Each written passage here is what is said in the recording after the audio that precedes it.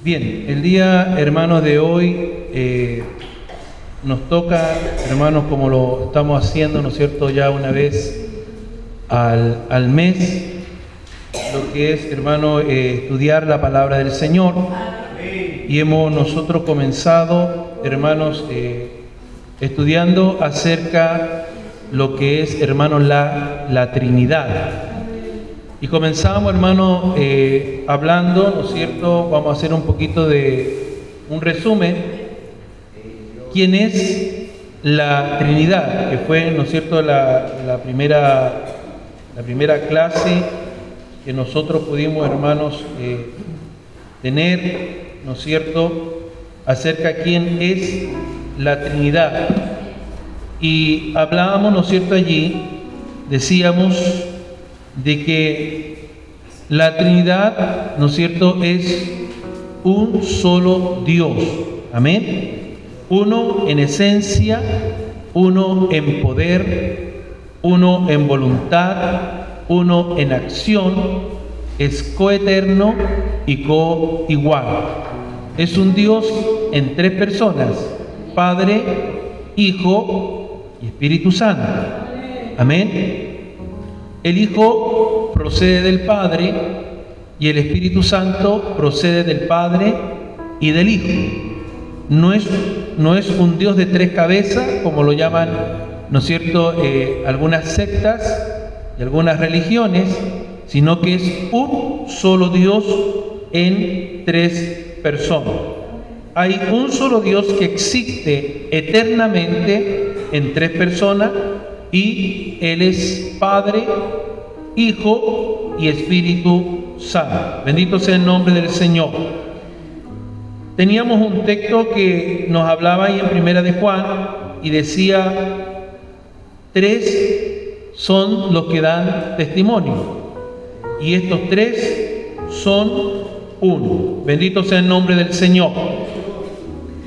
La palabra, decíamos que la palabra como Trinidad literal, así no está en la Biblia. No existe y no aparece en la Sagrada Escritura como Trinidad. Pero sí tenemos, hermanos, muchos versículos bíblicos donde, hermanos, se aprecia, hermanos, la Trinidad, ¿no es cierto?, de Dios. Como decíamos, el versículo de Primera de Juan, donde dice que tres son los que dan testimonio, y estos tres son uno. Vemos la Trinidad manifestándose también en la creación, cuando se formó y se crearon todas las cosas. Ahí estaba el Padre, estaba el Hijo y estaba el Verbo, ¿no es cierto?, estaba el Espíritu Santo. También vemos la Trinidad manifestándose, hermano, en el bautismo de Jesús.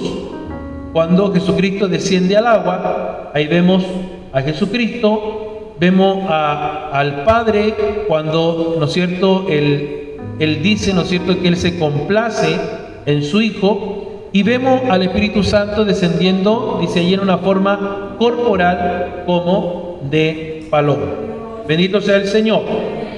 Luego, hermanos, hablábamos también acerca, ¿no es cierto?, íbamos un poquito desglosando.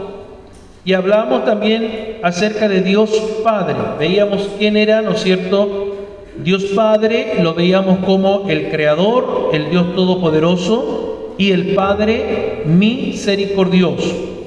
En el Dios Creador veíamos de que no hay otro Dios fuera de Él.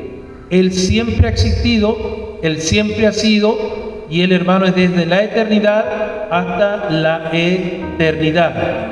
Él no fue creado, sino que Él siempre ha existido. Veíamos allí lo que eran sus cualidades también invisibles, reveladas. Como Dios Todopoderoso, veíamos que Él es un Dios también soberano. Amén. Y que su poder se manifiesta en su amor. Y como Padre misericordioso, veíamos de que Él es un Padre que da vida y un Padre también que da esperanza. En esa oportunidad decíamos que es importante prestar atención a los tres puntos principales, la manera, ¿no es cierto?, en cómo estos se complementan: Creador, Dios Todopoderoso y un Padre misericordioso. porque, ¿no es cierto?, presentamos allí en ese estudio los dos conceptos acerca de Dios, que veíamos lo que era la trascendencia y su inmanencia. Él es el creador del universo, Él es exaltado y Él es todopoderoso. Bendito sea el Señor. Y veíamos, ¿no es cierto?, también al Dios Hijo. Y dentro de lo que hablábamos del Dios Hijo, veíamos al Hijo de Dios, Hijo de hombre, que fue hecho a semejanza humana y que Él fue el agente de reconciliación, porque Él vino con un propósito, ¿no es cierto?, al mundo, dejó su trono de gloria, dejó su adoración, dejó todo, hermano, por venir a cumplir el propósito del Padre, que era reconciliar al mundo con Dios. Entonces, el Dios Hijo, cuando estuvo en esta tierra, recalcábamos bien allí, de que Él no solamente era Jesús hombre, sino que Él era el Dios hombre, porque Él nunca dejó, ¿no es cierto?, su naturaleza divina. Él estaba en su naturaleza humana, pero también estaba en su naturaleza divina. Por lo tanto, Él nunca dejó de ser Dios, no se despojó, ¿no es cierto?, de su divinidad. Bendito sea el nombre del Señor. Hablamos también de que Él era considerado el siervo sufriente, y nos basábamos en el capítulo 53 del profeta Isaías, donde este capítulo 53 es como una radiografía del sufrimiento del Señor Jesucristo. Y allí el profeta habla y dice que Él fue despreciado, fue rechazado, y comprende también nuestras debilidades por cuanto Él estuvo, ¿no es cierto?, en su humanidad, o sea, estuvo en su naturaleza humana. Por lo tanto, Él comprende nuestras debilidades, porque, hermano, dice que Él también fue tentado en todo, pero fue hallado sin pecado. Recordamos que después de que Jesucristo, hermano, fue bautizado en el río de Jordán, Él fue llevado luego al desierto. Y estuvo, dice allí, 40 días en el desierto, donde vino Satanás, el diablo, y lo tentó, ¿no es cierto?, de muchas formas, de muchas maneras, pero sin embargo, Él supo salir victorioso en medio de todas las tentaciones que Satanás le puso. Al final, ¿no es cierto?, Jesús le pone un paralelo al diablo y le dice: mira, Satanás, al Señor tu Dios adorarás y a Él solo servirás. Y nosotros vemos que cada vez que Jesucristo, ¿no es cierto?, se enfrentó a Satanás, lo enfrentó con la palabra, con la palabra. Bendito sea el nombre del Señor. Y veíamos en esa oportunidad que Él volverá de nuevo, que Él está preparando un lugar, ¿no es cierto?, y que Él viene para traer salvación. Bendito sea el nombre de nuestro Dios. Entonces, en esa ocasión explorábamos a través de la Escritura respecto a lo que era la identidad y el ministerio de Jesús, y examinábamos también lo que era el significado de Hijo de Hombre, su misión como Salvador del mundo, la necesidad de salvación y lo que tenemos nosotros, que solo lo tenemos a Él para poder alcanzar la victoria en nuestras vidas. Bendito sea el nombre del Señor. Y hablábamos de nuestra, hermano, esperanza bienaventurada. ¿Cuál es la esperanza bienaventurada? ¿No es cierto? La venida del Señor y su segunda venida. Nos debemos entonces preparar al mismo tiempo, ayudarnos los unos a los otros a prepararnos para este momento glorioso, ya sea en el arrebatamiento de la iglesia, como habla Pablo ahí en Primera de Tesalonicenses, el capítulo 4, versículo 16, o, hermano, sea que ya siendo arrebatados estemos con el Señor, hermano, luego descendamos con Cristo en su segunda venida, porque Él descenderá, ¿no es cierto?, posará sus pies sobre la tierra, pero no vendrá solo, sino que descenderá con su iglesia. Amén. Bendito sea el nombre del Señor. Esto, hermano, hacía a grandes rasgos lo que pudimos, hermano, nosotros estar estudiando, hermanos, acerca, ¿no es cierto?, de lo que es la Trinidad. Veíamos quién es la Trinidad, hablábamos acerca del Dios Padre y hablábamos acerca del Dios Hijo.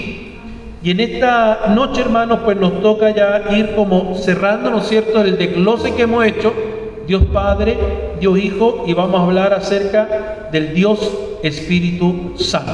Amén. Bendito sea el nombre de nuestro Dios.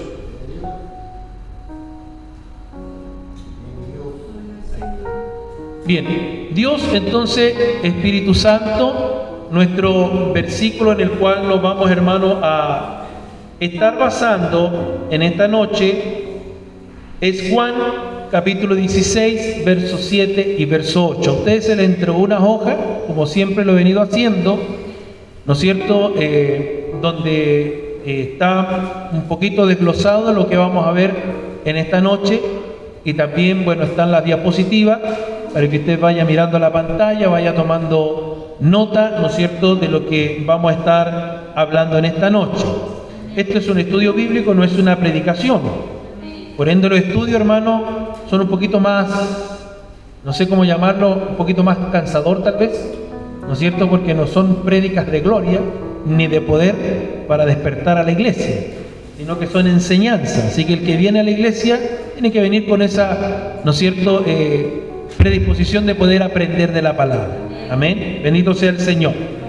Entonces Juan capítulo 16, versos 7 y verso 8, el texto en el cual vamos a basar, dice: os conviene que yo me vaya, porque si no me fuera, el Consolador no vendría a vosotros, mas si me fuere, os lo enviaré. Y cuando Él venga, convencerá al mundo de pecado, de justicia y de juicio. ¿Cuáles son las metas de aprendizaje en esta noche a través de este estudio? Es, primero, impartir y reforzar conocimiento. ¿Eso qué quiere decir, hermano? De tratar de explicar un poquito cómo la Escritura nos muestra que el Espíritu Santo es plenamente Dios. De que el Espíritu Santo, como es plenamente Dios, también es parte de la deidad y no es una simple función o manifestación del Padre o del Hijo. También otra meta de aprendizaje es influir en las actitudes. ¿Qué quiere decir esto, hermano? De que podamos nosotros someternos a la voz del Espíritu cuando éste nos convenza de pecado y lo llame a andar en la voluntad del Padre. Y también el punto 3 dice ahí, influir en la conducta. ¿Qué quiere decir esto? Influir en la conducta, buscar, hermanos, el poder del Espíritu Santo con el fin de hacer realidad en nosotros el llamado de Dios a vivir para Cristo y darlo a conocer también a aquellos que no lo conocen.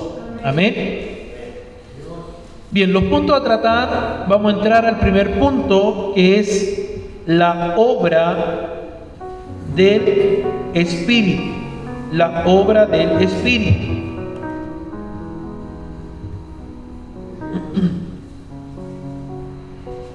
Y dentro de la obra del Espíritu tenemos dos subpuntos. El primero, el subpunto A, convencer de pecado, y el subpunto B, que es guiar a toda verdad. Importante, yo siempre le digo que usted traiga su Biblia y que traiga algo en que tome apunte, porque no saca nada con estar sentado y escuchar, porque cuando salga de acá se le va a olvidar todo lo que aquí hemos hablado. Entonces es importante que usted vaya tomando apunte, hermanos, para que cuando llegue a casa usted, hermano, pueda volver a reestudiar lo que aquí, hermanos, usted aprendió. Amén. Independiente de que esto se está grabando, va a quedar tal vez en la plataforma, pero usted no sea esa persona cómoda que pueda decir, porque va a estar el video después, voy a entrar a la página de YouTube y ahí lo voy a ver. No. tiene que aquí, hermanos, y esto igual que ir a clase, igual que ir al colegio, traer sus cuadernitos, agenda y tomar apunte, hermano, de lo que aquí se está enseñando. Bien, Evangelio de Juan capítulo 16, versos 5 al 11. Yo no lo voy a leer, pero usted que está tomando apunte en casa lo lee tranquilamente, ¿ya? Porque si me pongo a leer nos vamos a extender demasiado.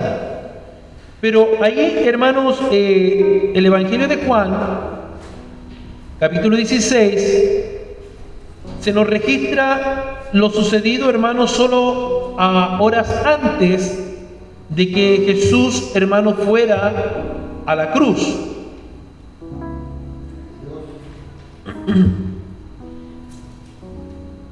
Bendito sea el Señor.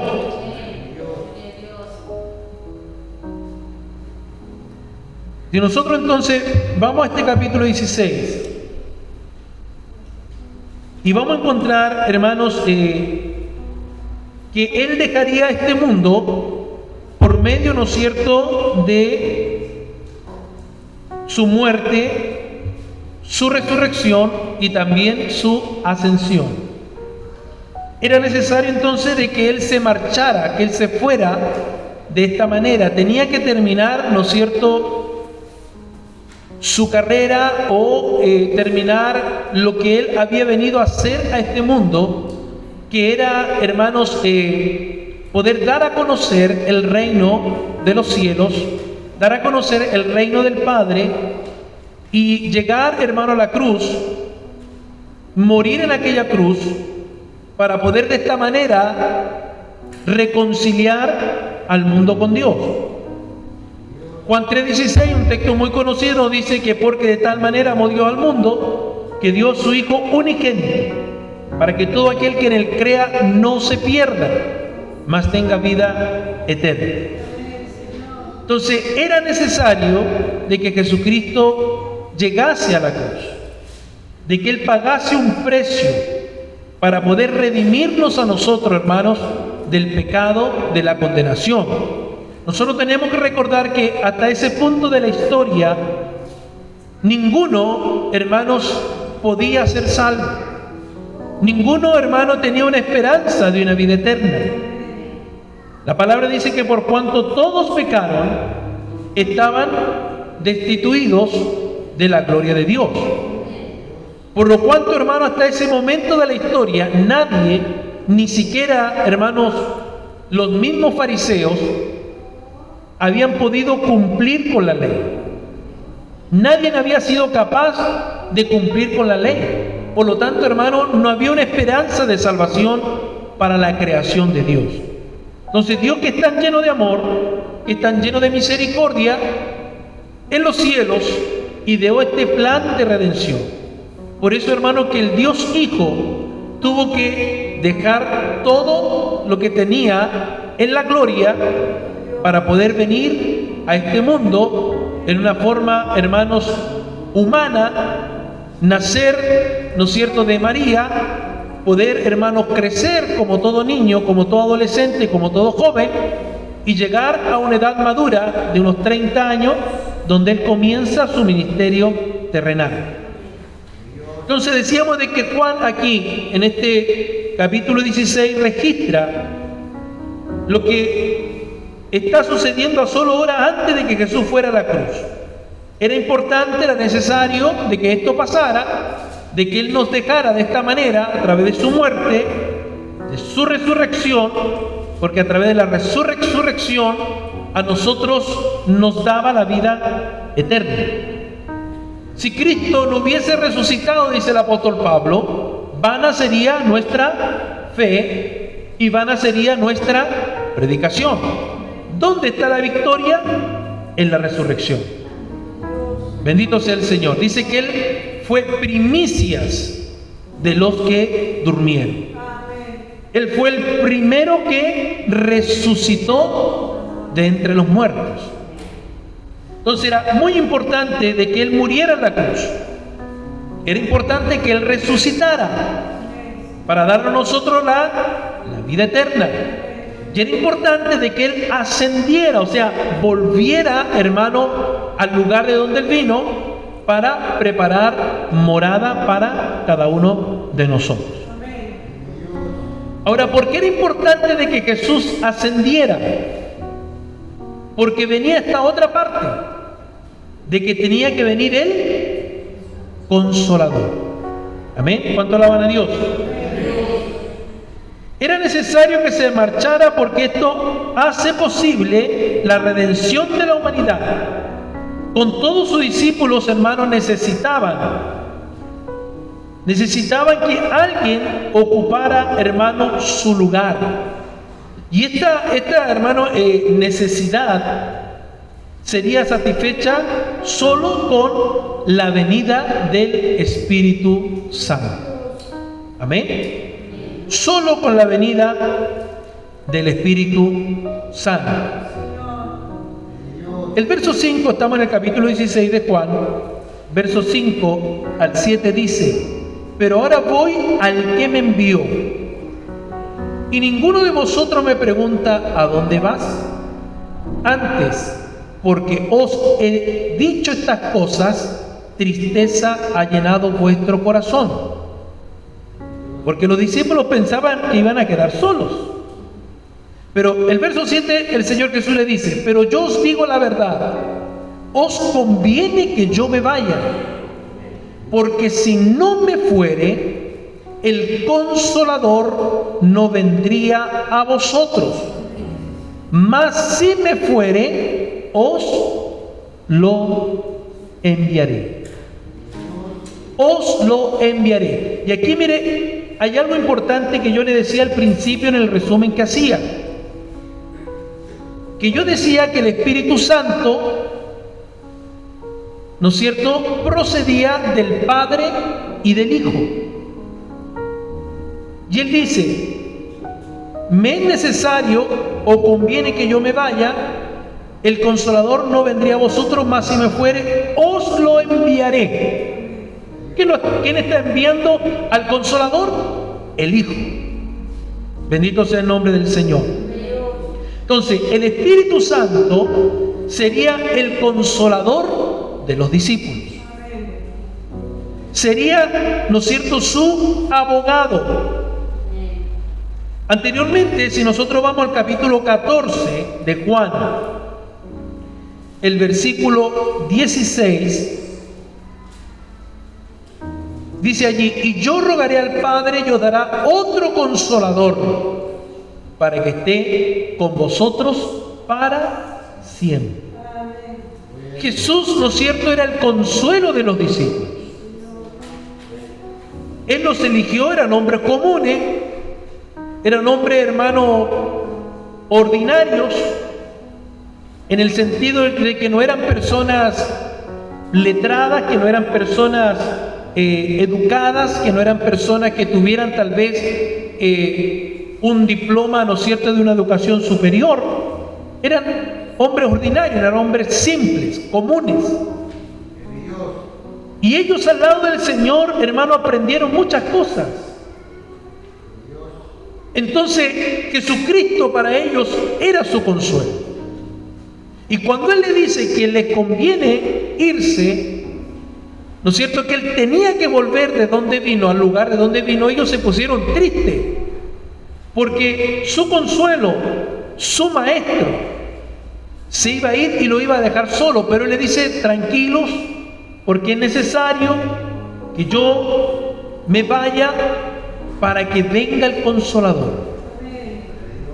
Uno que no los va a dejar, uno que va a estar con ustedes hasta el fin de los tiempos. No van a quedar huérfanos, no van a quedar solos, sino que estaré con vosotros, le dijo Jesús. Estaré con vosotros. ¿Por quién? ¿O por medio de quién? Por medio del Consolador, por medio del Espíritu Santo. Estaré con vosotros hasta el fin de los tiempos. Bendito sea el nombre de nuestro Dios. Alabado sea el Señor. Entonces, en este capítulo 14, verso 16, Jesús se había referido al Espíritu, diciendo que era otro Consolador. Y la palabra otro significa específicamente otro de la misma clase. O sea, el Espíritu Santo es Dios. Amén. El Espíritu Santo es Dios. Gloria sea al Señor. Que Dios nos bendiga. Así como Jesús es Dios, la obra del Espíritu en la vida del creyente es una obra que solo Dios puede hacer. La expresión consolador, esta palabra consolador, identifica al Espíritu como aquel que acompañaría a los discípulos y los ayudaría en el ministerio. De igual manera, el Espíritu, hermanos, sigue ayudando al pueblo de Dios hoy en día en su ministerio. Amén. Los versículos 8 al versículo 11 hablan de una obra triple del Espíritu Santo. Bendito sea el nombre del Señor. En primer lugar, el Espíritu convence al mundo de pecado. Amén. Tenemos el subpunto A. Convence al mundo de pecado.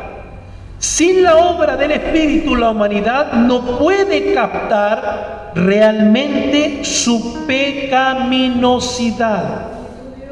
Y como resultado, hermanos, la necesidad de Jesús que tiene. Porque cuando el hombre y la mujer es convencido de su pecado, entonces reconoce la necesidad de un Salvador.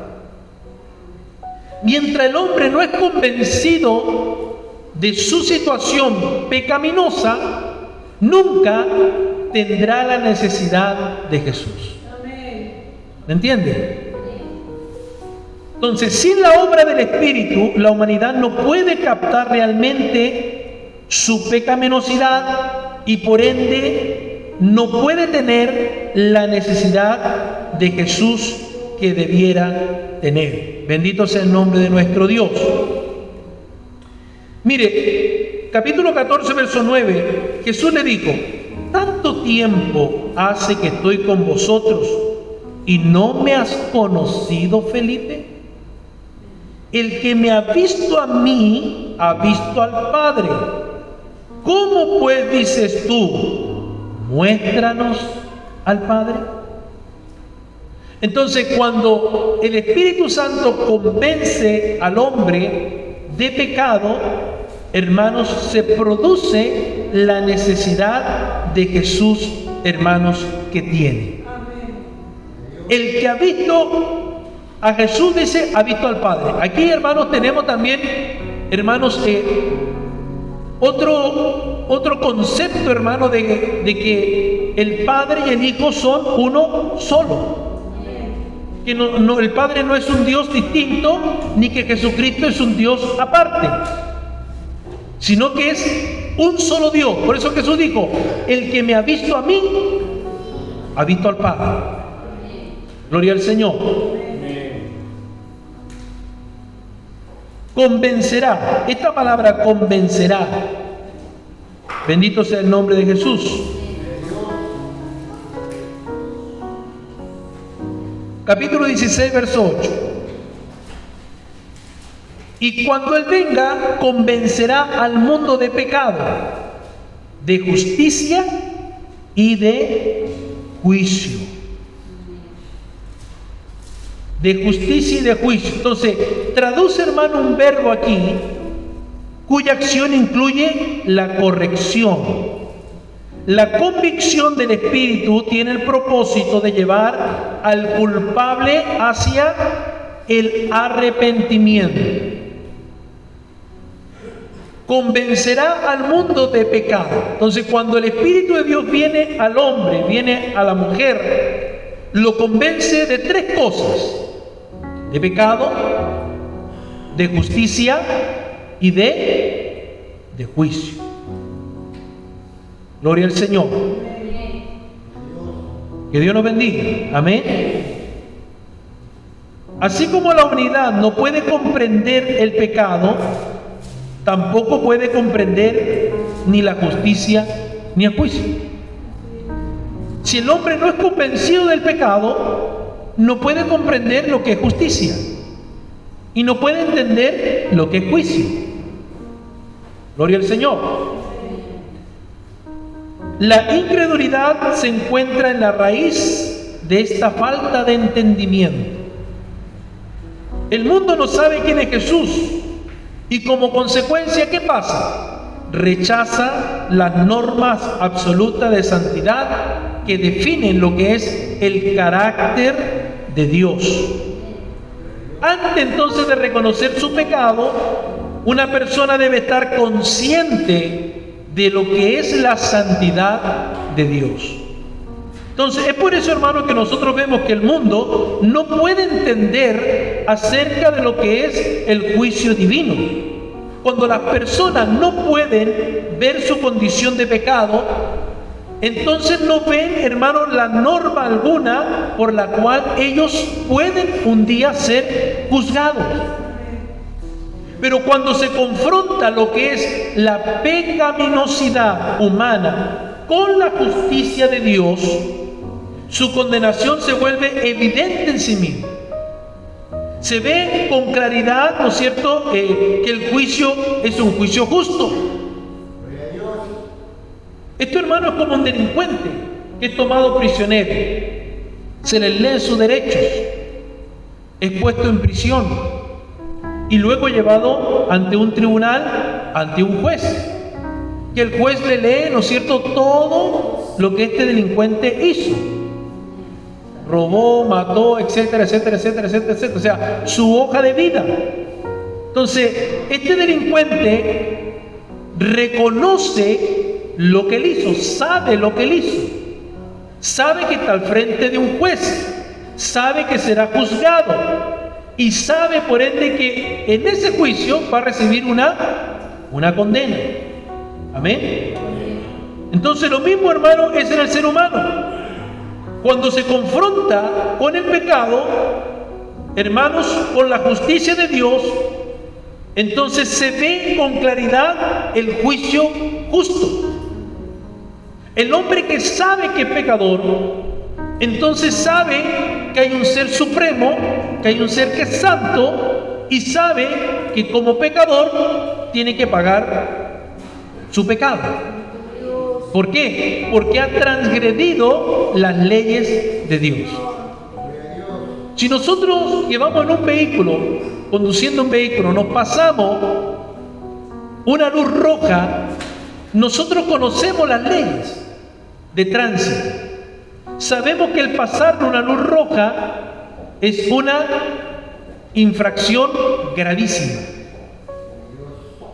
Y por ende, al pasar la luz roja como una infracción gravísima, tenemos obviamente una multa que pagar, pero no tan solo eso, sino que también al pasar una luz roja, estamos, hermanos, expuestos a producir un accidente de tránsito.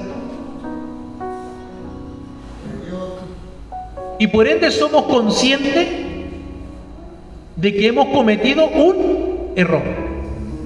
Y como hemos transgredido esa ley de tránsito, sabemos que tenemos que pagar por esa transgresión. ¿Me está entendiendo?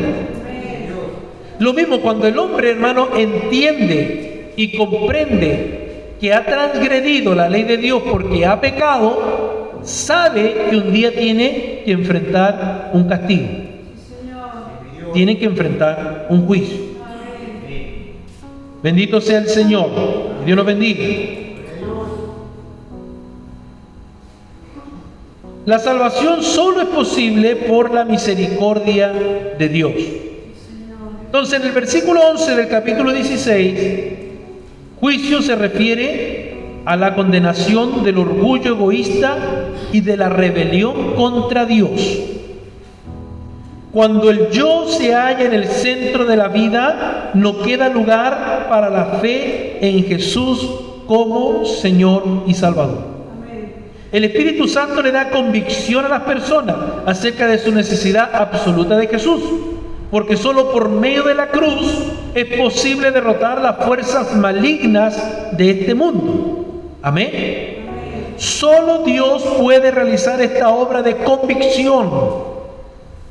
Un ser humano no puede convencer a otro de su pecado. Yo no lo puedo convencer a usted de su pecado. El hombre que está en pecado, hermano, se produce esto: un orgullo egoísta en la persona y una rebelión contra Dios. Por eso que cuando usted ve que un hermano de la iglesia cae en una falta, en un pecado, se produce esto. Se activa ese orgullo y se activa la rebelión. No quiere saber de nada. Usted le va a hablar de Dios, no lo quiere oír. Usted, hermano, tiene que volverse al Señor, no lo va a escuchar. Porque el pecado que entró en su corazón produce el orgullo y la rebelión contra Dios. Solo Dios, por medio de su Espíritu Santo, en la medida que esa persona abra su corazón, entienda y vea su condición y por ende, hermanos, en su interior se dé cuenta de que necesita de Jesús, entonces Dios puede obrar. De otra manera, yo no lo puedo convencer de su pecado. Ni a la hermana, ni a la hermana, ni a nadie. Es Dios, por medio de su Espíritu Santo, quien puede convencer, ¿no es cierto?, de pecado al hombre y a la mujer. Bendito sea el Señor. Que Dios nos bendiga. Amén. Entonces, los seres humanos daremos cuenta de nuestro pecado a Dios. Por tanto, es necesario que Dios, Espíritu Santo, sea quien nos convenza de esos pecados. Amén. Como le digo, usted va a irle a hablar a esa persona y va a ser como que va a chocar contra una pared, una y otra vez. Como me dijo una vez un varón, no me hable más de Dios. A ese nivel. Así, un nivel de orgullo, hermanos, máximo, y una rebelión contra Dios, que él no quiso oír más palabras de Dios. Yo, como buen cristiano, iba, le hablaba, tratar de que pueda entrar en razón, de que pudiera volverse sobre sus pasos y volver a Dios. Pero llegó un momento en que me dijo, no me hable más de Dios. No quiero saber más de la iglesia. No quiero saber de nada. Le dije, bueno, esta es la última vez que yo le hablo. En la medida que usted abra su corazón, Dios tratará con usted. Y si usted no abre su corazón y llega la muerte, su vida lo sorprende en esa condición, usted que es conocedor de la Escritura, usted que fue un predicador de la palabra, sabe que su alma no irá a la gloria eterna. Y de ahí nunca más, hasta el día de hoy, le hablé más de nada. Porque, hermano, cuando el pecado entra en la persona, se vuelve orgulloso, orgullosa, y entra una rebelión en la persona.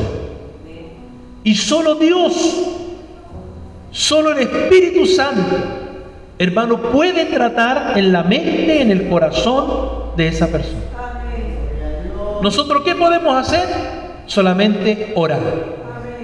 Orar, orar y orar, presentarlo a Dios para que esa persona pueda entender, pueda entrar en razón, que Dios de alguna forma, de alguna manera, pueda llegar a su vida. Porque tiene un alma también que necesita de la salvación. La obra del Espíritu Santo nos guía también a toda verdad, como dice el subpunto B.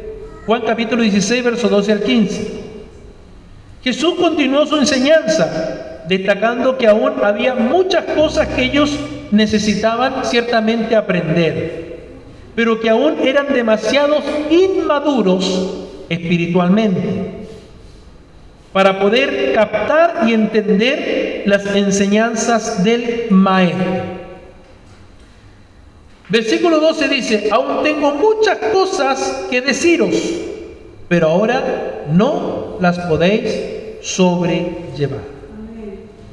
Algunas de estas cosas no las podían conocer por completo, sino hasta después de la muerte y resurrección del Señor Jesucristo. Entonces, esto revela una segunda manera en que el Espíritu Santo obraría en ellos. Los guiaría ¿a qué? A una comprensión más plena de lo que es la verdad que Él quería, hermanos, impartirles. Pero Jesús no dejaría a los suyos sin que estuvieran ellos preparados, ¿no es cierto?, para la tarea de proclamar el reino de Dios. Por eso que después que Jesús, Dios Hijo, ascendiera al cielo, Dios Espíritu Santo, el Espíritu de verdad, vendría para guiarlos a ellos, como dice el versículo 13, a toda verdad. A toda verdad. Y el título, hermano, aquí, Espíritu de verdad, está, hermano, lleno de contenido. Nuestro mundo, hermano, siempre ha presentado muchas filosofías, desde tiempos antiguos, ¿no es cierto? Siempre ha presentado, hermano, diversas enseñanzas. Entonces, era importante aprender la verdad. Él nunca, hermano, nos enseña algo contrario a lo que es la norma divina. Nunca. Nunca nos va a enseñar algo que es contrario a la verdad y a la justicia. Esa verdad y esa justicia que revela la Biblia, que es la palabra de Dios. Amén. Sus enseñanzas siempre están en sintonía con lo que Dios nos ha enseñado a través de su palabra. El Espíritu también le mostraría al pueblo de Dios las cosas por venir. Aunque esto se refiere a los sucesos proféticos, también incluye el plan de la salvación que tiene Dios para la humanidad, así como los propósitos para la iglesia. Por medio del Espíritu, los creyentes podemos entonces ahora comprender, hermanos, los misterios del Evangelio. El mismo Espíritu, hermano, que inspiró a la gente en los tiempos bíblicos a redactar la Escritura que hoy tenemos nosotros en nuestras manos, es el mismo que nos puede iluminar hoy a nosotros, para que podamos entender sus verdades. Gloria al Señor. El Espíritu Santo, ¿qué hace? Nos guía a la comprensión. En Él nosotros hallamos más que solo los datos que nos da la palabra. Únicamente a través del Espíritu podemos comprender cabalmente los principios y los preceptos de la palabra de Dios. Por último, notamos, hermanos, que el Espíritu es cristocéntrico. Versículo 14. Él me glorificará, porque tomará de lo mío y lo hará saber. Aquí vemos, hermanos, otra verdad o otra severidad de que el Espíritu procede del Padre y del Hijo. ¿Qué dice allí? Tomará de lo mío. Tomará de lo mío y lo hará saber. Él no atrae nuestra atención a sí mismo, sino que atrae la atención a Cristo. ¿Y nos mueve a qué? El Espíritu nos mueve a qué? A adorar a Cristo. Y nos mueve a seguir a Cristo. ¿Me está entendiendo? Nos mueve a adorarlo y nos mueve a seguirlo. O sea, en la práctica, queridos hermanos, esto significa que el Espíritu Santo centra nuestra atención en Jesucristo. Y nos ayuda a reconocer y aplicar a nuestra vida el mensaje del Salvador que encontramos en su palabra. Todas las cosas que pertenecen al Padre y por tanto también al Hijo, lo que aprendemos del Espíritu Santo procede del Padre a través del Hijo.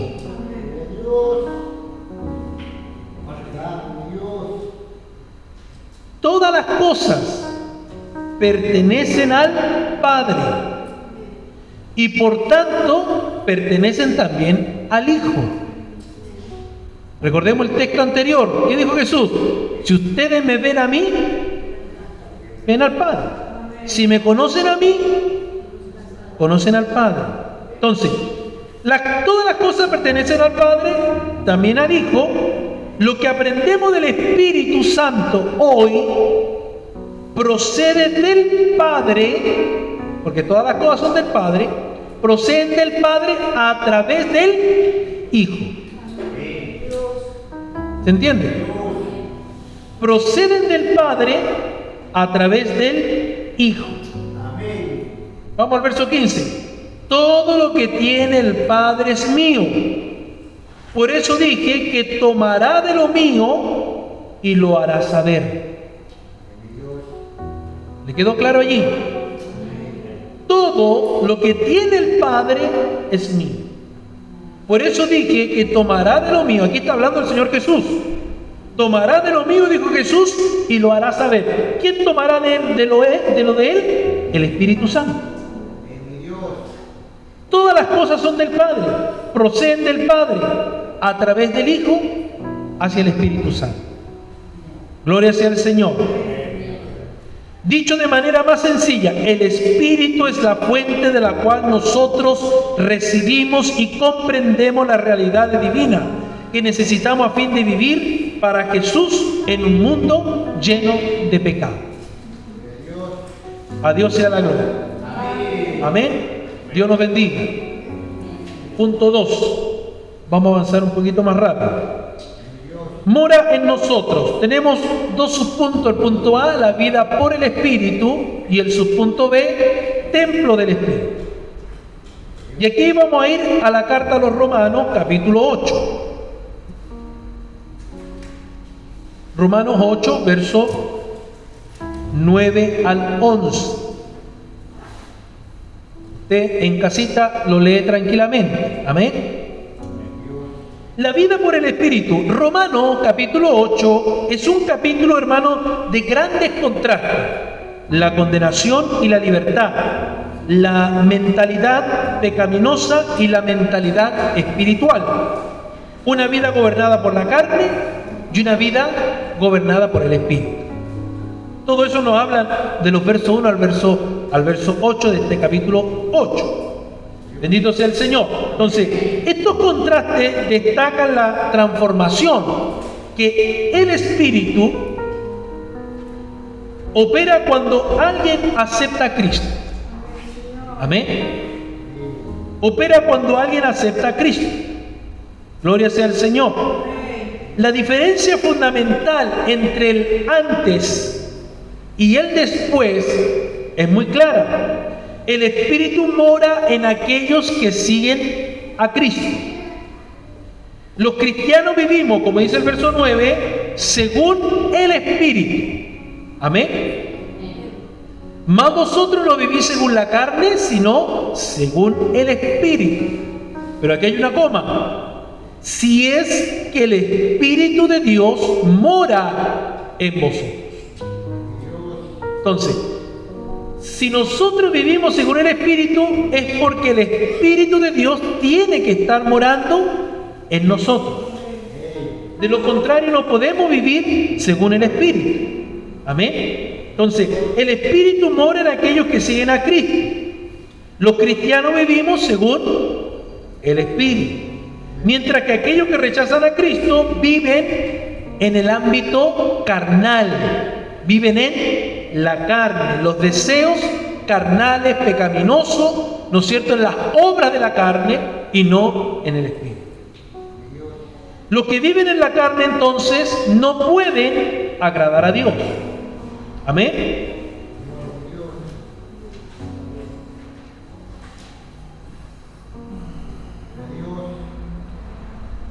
Aquí, después de la coma, está esta palabra que dice sí.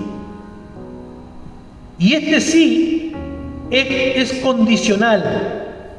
No ocupa este lugar para suscitar dudas acerca de la fe de la persona. Este versículo enseña más bien que nosotros vivimos según el Espíritu, porque el Espíritu mora en nosotros. en contraste con aquellos que no son de Cristo. Por eso que no todos son hijos de Dios. A veces encontramos personas que dicen, todos somos hijos de Dios. Somos criaturas de Dios. Todos. El mormón, el testigo de Jehová, el católico, el ateo, ¿no es cierto? Todos somos criaturas, pero no todos somos hijos de Dios. Hijos de Dios son aquellos que han aceptado a Cristo en su vida, que el Espíritu Santo está en ellos, que mora en ellos, que han sido transformados por el poder del Espíritu Santo. Esos son hijos de Dios, que viven según el Espíritu, que andan según el Espíritu, que se mueven según el Espíritu, que son guiados según el Espíritu, que tienen una vida llena del Espíritu Santo de Dios. Esos son hijos e hijas de Dios. Amén. ¿Cuánto alaban a Dios? Entonces, amados hermanos, esto indica que en el momento en que la persona recibe la salvación, se produce en ella una profunda transformación, un cambio, una metamorfosis. La persona, hermanos, ya no es la de antes. Si antes era un ladrón, ahora ya no es ladrón.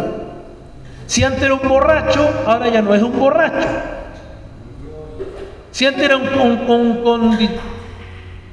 celoso, hoy ya no es un celoso. Si antes, ¿no es cierto?, era bueno para estar peleando, hoy ya no lo es. Si antes llevaba una vida liberal sexual, hoy ya no la lleva. ¿Por qué? Porque el Espíritu de Dios, hermano, recibe la salvación, el Espíritu de verdad, el Espíritu de Dios, el Espíritu de Cristo entra y se produce en esa persona un cambio, una transformación. Pablo, antes de ser el gran apóstol Pablo, era Saulo de Tarso. Era un hombre que perseguía a la iglesia. Era un hombre que, ¿no es cierto?, iba tras los cristianos para ponerlos en las cárceles. Era uno que puso su dedo hacia arriba cuando Esteban, el primer mártir de la era cristiana, fue muerto lapidado, apiedrado. Pablo estaba allí, Saulo estaba allí y él dio su visto bueno. Él vio cómo murió Esteban. Pero luego en el desierto de Arabia, camino hacia Damasco, él tuvo un encuentro personal con Jesús. Y cuando él tuvo ese encuentro, hermanos, entonces el Espíritu de Dios entró en él. ¿Y qué hizo? Produjo una transformación. Ahora ya no es Saulo el perseguidor, ahora es el apóstol Pablo. Un hombre que ahora es perseguido por la fe en Cristo. Bendito sea el Señor. Que Dios nos bendiga. Entonces, la naturaleza y el curso de la vida cambian de forma radical porque ahora tenemos el Espíritu obrando en nosotros. Él mora en nuestro interior, pero sin embargo, porque vivimos en este mundo corrompido, aún estamos sometidos a la muerte. El verso 10.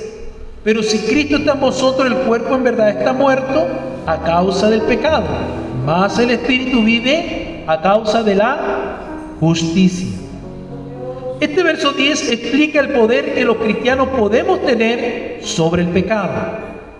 Amén. Cristo en nosotros hace que muramos al pecado. La vida de justicia que ahora experimentamos nos llega a través del poder del Espíritu de Dios. El versículo 11 resume lo que es la esperanza en Cristo.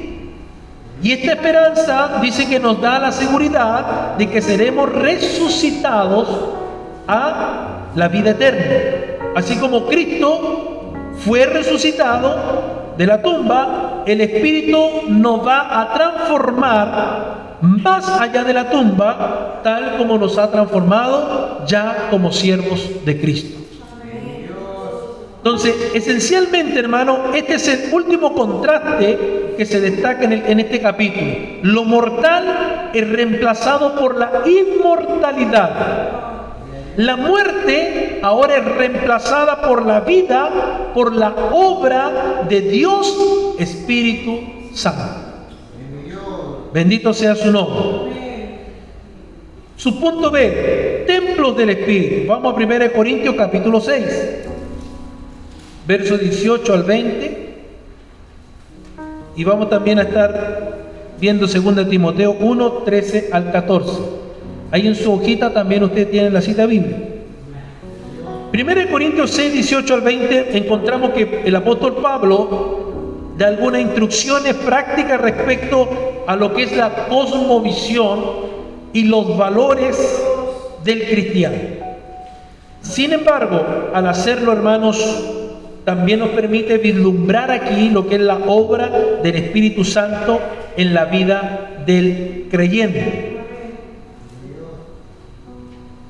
Dice, huid de la fornicación. Cualquier otro pecado que el hombre cometa está fuera del cuerpo, mas el que fornica contra su propio cuerpo peca. ¿O ignoráis que vuestro cuerpo es templo del Espíritu Santo, el cual está en vosotros, el cual tenéis de Dios, y que no sois vuestros? Porque habéis sido comprados por un precio. Glorificad pues a Dios en vuestro cuerpo y en vuestro espíritu, los cuales, ¿de quién son? De Dios. Y encontramos mucha gente diciendo, yo hago lo que quiero con mi cuerpo, porque mi cuerpo es mío. Entonces yo me hago un hoyo en la nariz, me hago un hoyo por acá por la oreja, me pongo, ¿no es cierto?, un piercing en el ombligo, me hago un tatuaje por acá, me hago otro por este otro lado, porque mi cuerpo es mío. Hoy la feminista, ¿no es cierto?, a favor del aborto, ellas quieren abortar porque es su cuerpo. Pero son personas que están en pecado, en un orgullo, hermanos, delante del Señor, y en una rebeldía que no entienden, que no ha comprendido su condición. Pero la palabra de Dios nos dice que nosotros que hemos entendido, que hemos comprendido que el Espíritu de Dios está en nosotros, somos nosotros ahora templo del Espíritu Santo. Tal vez usted llegó hacia Cristo, llegó tal vez con un tatuaje, llegó tal vez con algún orificio dentro de su cuerpo. ¿Por qué? Porque no conocía de Cristo, no conocía la palabra. Pero ahora que usted la sabe, ahora que usted la conoce, si usted se hace otro hoyo más del cual Dios ya le hizo, que no debería hacerse, o se tatúa su cuerpo, se hace una marca en su cuerpo, ¿qué es lo que está haciendo? Mutilando su cuerpo. ¿Y qué nos dice la palabra? Que el cuerpo es templo del Espíritu Santo, y que este templo, que este cuerpo no es nuestro, sino que es de Dios. Bendito sea el nombre del Señor. Que Dios nos bendiga.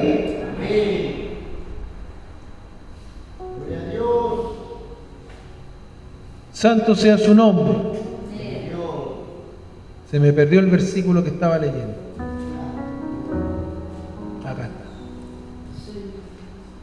¿O ignoráis que vuestro cuerpo es templo del Espíritu Santo, el cual está en vosotros? ¿Dónde está el Espíritu Santo hoy? En nosotros. Amén. El cual tenéis de Dios, y que no es vuestro. Entonces, hermanos en el Señor, dice que hemos sido comprados por precio. Glorificad a Dios en vuestro cuerpo y en vuestro espíritu, los cuales son de Dios. ¿De quién es el cuerpo? De Dios. ¿De quién es el espíritu que tenemos? De Dios. Entonces, ahora que conocemos la palabra, nosotros tenemos que guardarnos para Dios. Y tenemos que guardar este cuerpo, porque este cuerpo es templo del Espíritu Santo. Y este cuerpo le pertenece a Dios. Ahora, si usted le hace algo a este cuerpo ahora que usted sabe, entonces está pecando también contra Dios. Amén. Así que Dios nos ayude. Bendito sea el nombre del Señor. Bendito sea el nombre de nuestro Dios. Gloria a Dios.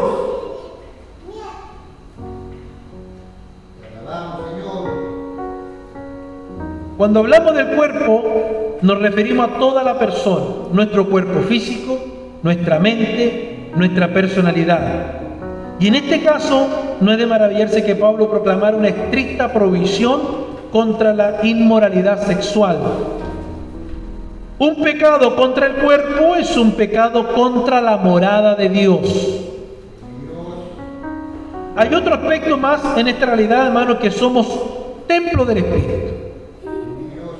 Junto con la grave advertencia de que nos guardemos de pecar, encontramos también una gran promesa. Tenemos a Dios Espíritu Santo viviendo en nuestro interior. ¿Para qué? Para ayudarnos a seguir fielmente a Cristo y rechazar, ¿no es cierto?, poderosamente las atracciones que nos ejerzan, ¿no es cierto?, una tentación. Por algo está el Espíritu de Dios. El Espíritu Santo es quien nos ayuda. Es el consolador. Es nuestro ayudador, que está con nosotros para ayudarnos en todas nuestras debilidades. Gloria sea el nombre del Señor. Las palabras de Pablo a Timoteo hacen ver, ahí en 2 Timoteo 1, 13 y 14, hacen ver que la lucha es real, tanto en lo que creemos como en lo que hacemos. Dios nos ha confiado la salvación y también la proclamación del Evangelio. La ayuda de su Espíritu es esencial entonces para guardar este gran tesoro. Amén. Por eso que cada día nosotros tenemos que tratar, hermanos, de mantener el Espíritu de Dios en nosotros. De no dañar el templo, de no dañar el cuerpo. ¿Podemos ser tentados? Sí, podemos ser tentados. Pero hermano, ahí está el Espíritu de Dios para ayudarnos a no ceder a la tentación. Amén.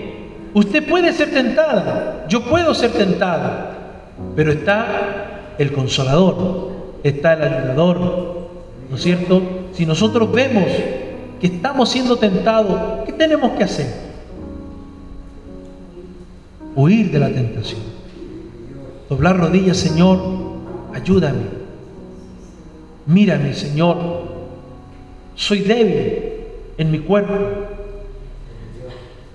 Pero ayúdame. Espíritu de Dios, ayúdame. Fortaléceme, ayúdame a resistir.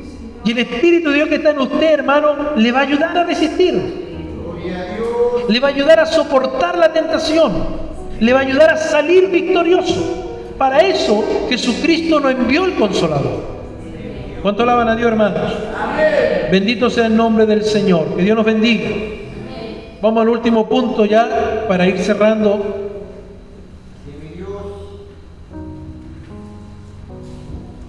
Da poder, el Espíritu Santo da poder para servir, poder para proclamar el Evangelio del Señor Jesucristo, el reino de Dios, y poder que nos libera de los temores. Hechos capítulo 1, verso 8 y 1 Corintios 2, verso 1 al 5. En un solo versículo, en Hechos capítulo 1, versículo 8, Jesús presenta aquí una poderosa base para comprender tanto la obra del Espíritu en el creyente como la necesidad de su presencia en nuestra vida.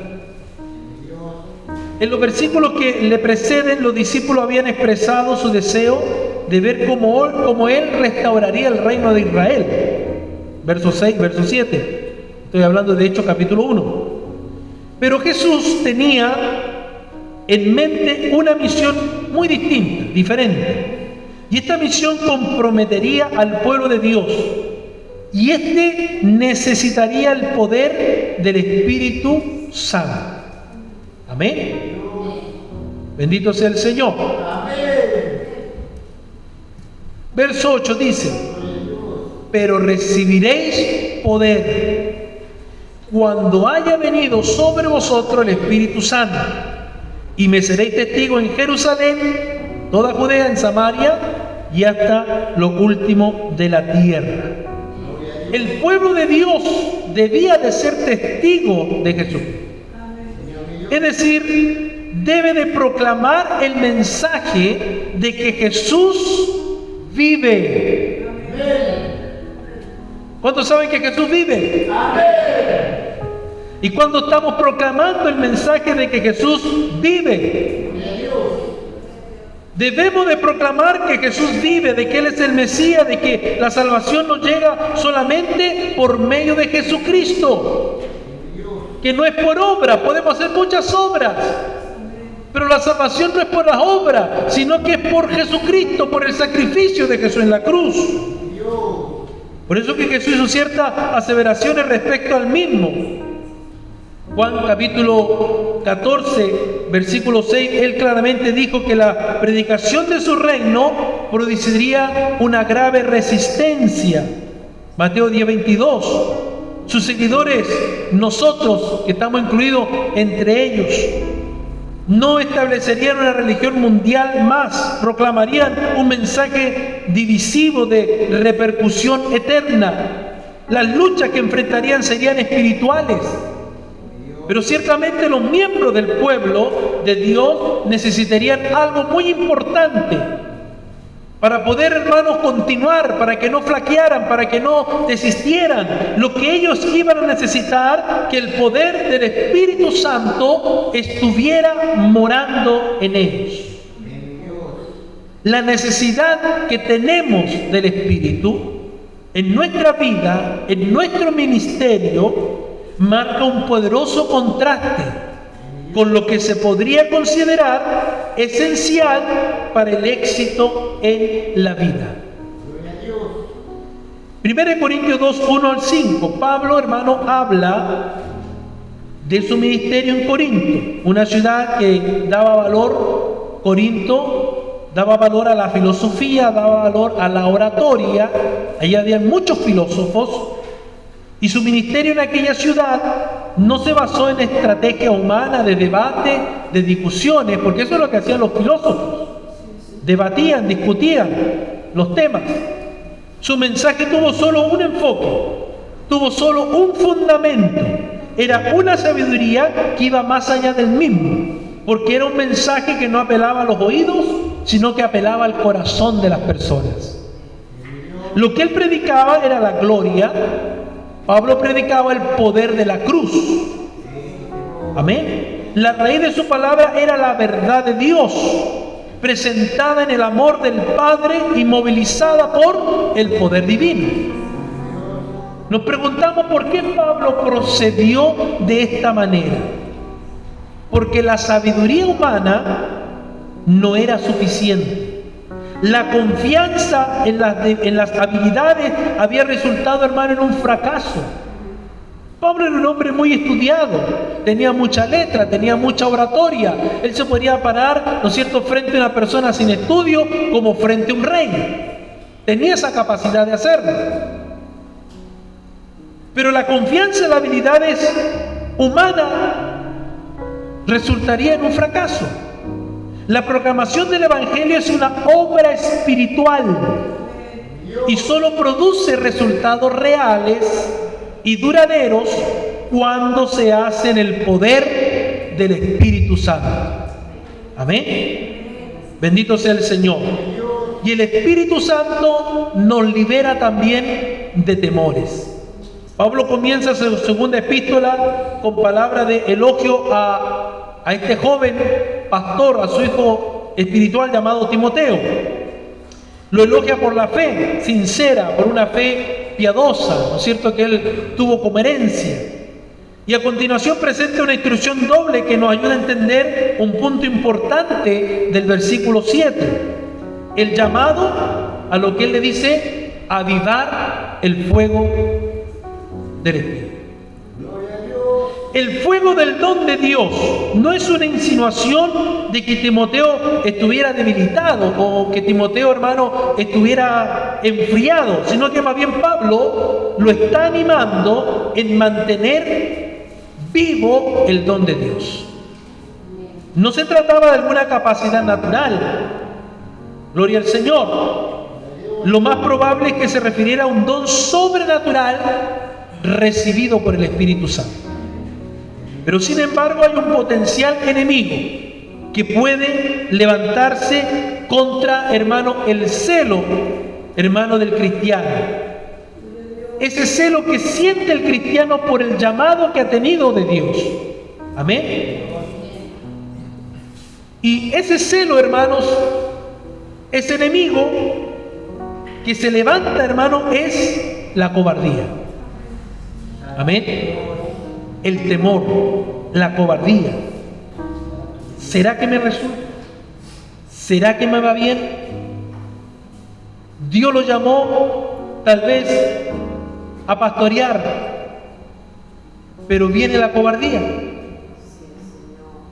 Es un peso tan grande, es una tremenda responsabilidad.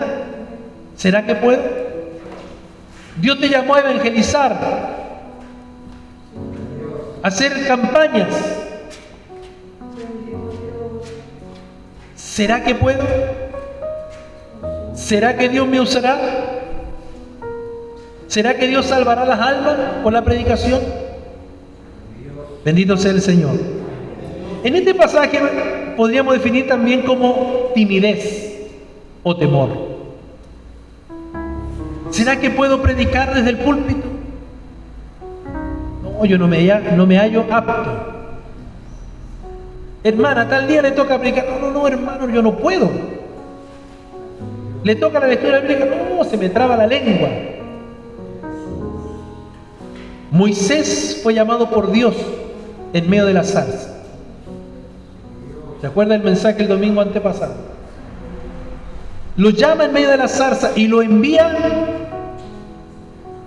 a sacar a Israel de Egipto. Pero Moisés, ¿qué dijo? Le entró el temor, la timidez, la cobardía.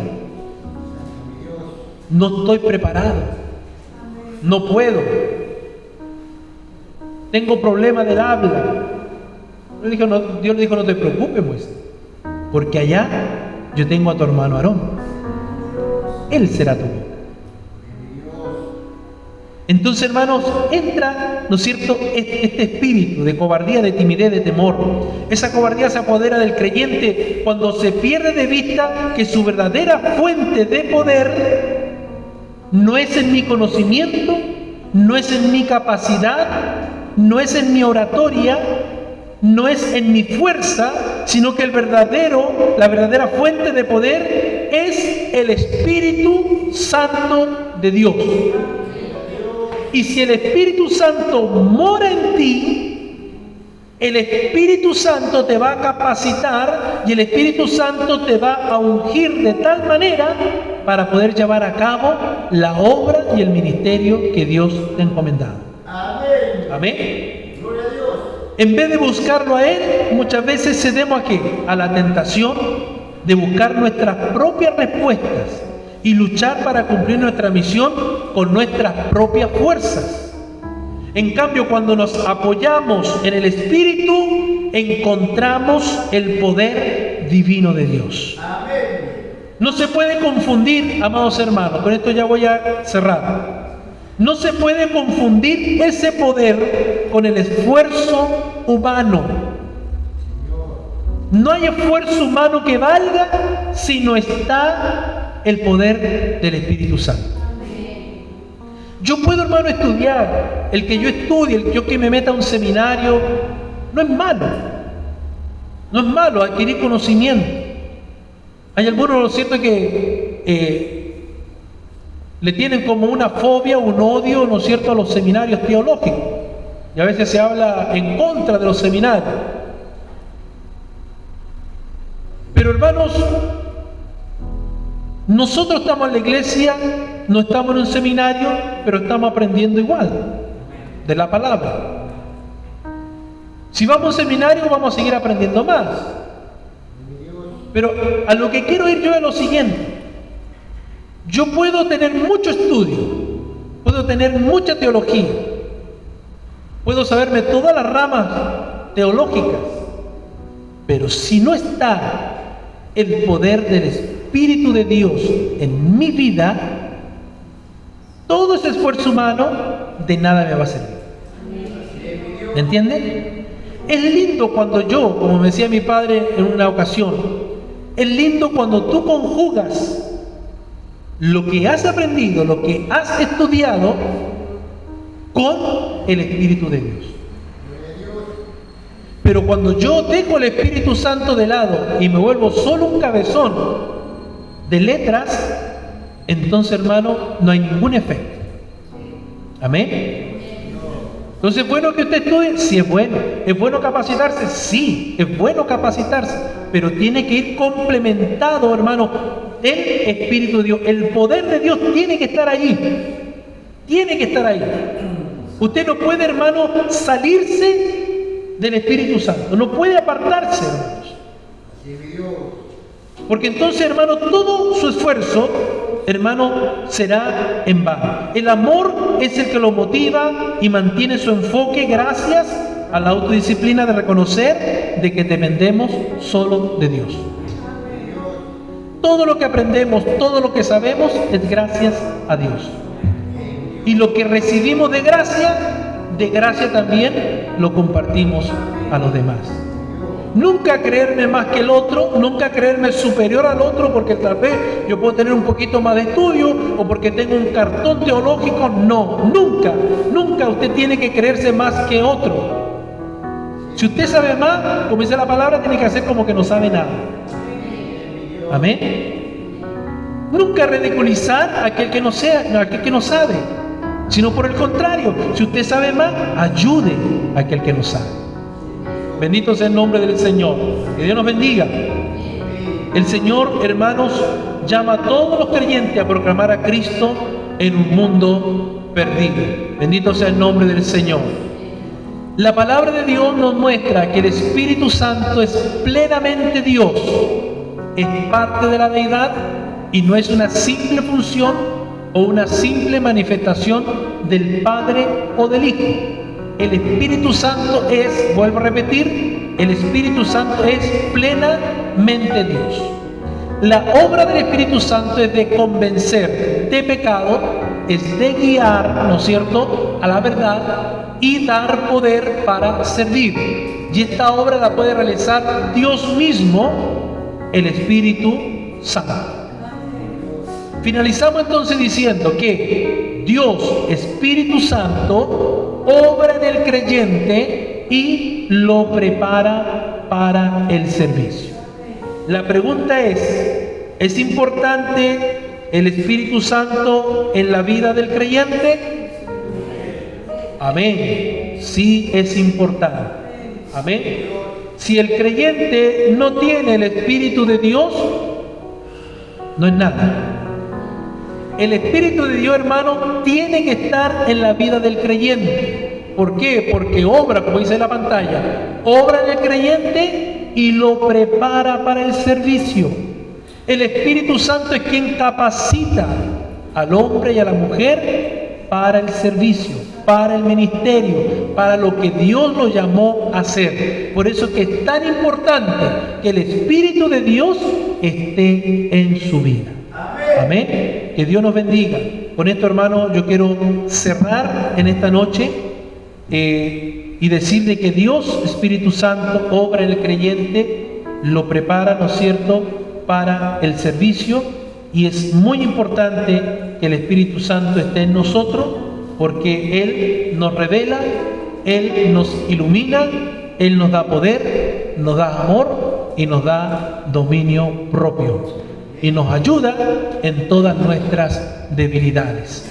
El Espíritu Santo tiene que estar dentro de la vida de cada creyente. Un creyente con el Espíritu de Dios es un creyente victorioso. Un creyente sin el Espíritu de Dios es un creyente que camina en derrota.